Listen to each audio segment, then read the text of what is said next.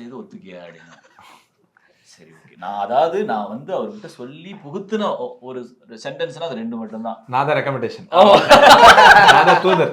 Sir எப்படியாவது okay பண்ணி கொடுங்க சார். அப்படி இல்ல, என்னன்னா அது ரொம்ப நல்லா இருக்கு, ரொம்ப புதுசா இருக்குங்கும் போது அதை எப்படியாவது நம்ம அக்செப்ட் பண்ண வைக்கணும் இல்லையா? ஆமா, ஒரு பொண்ணு அழகா பாத்துட்டோம், சீக்கிரம் நமக்கு வயசுக்கு வந்துட மாட்டோமா, மீச வந்துடாதா, அது கூட சீக்கிரம் டீனேஜ் ஆகி லவ் பண்ணணுங்கிற அந்த ஒரு ஏக்கம் வரும்ல. அவ்வளவுதான் அந்த பாயிண்ட். இந்த பிரச்சனைக்கு நான் தான் காரணம் சொல்றேன். அப்படியா மீசை எடுக்க சொன்னா நீங்க தானே அது எதனால மீச எடுத்து என்கிட்ட ஃபர்ஸ்ட் ரமேஷ் தான் சொன்னாப்ல ப்ரோ, இதில் வந்து ரெண்டு சேஞ்ச் ஓவர் கொடுக்கலாம் ப்ரோ.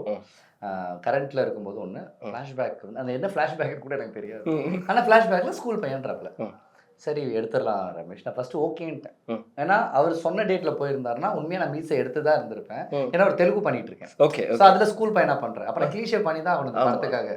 ஸோ அது எனக்கு டேட்ஸ் இருக்கு ரமேஷ் எடுக்கலாம்னு சொல்லுவோம். அப்போ எடுக்கல, நான் வேற ஒரு படத்தை நல்லா வளர்ந்துருக்கும் போது வந்து எடுனாப்ல.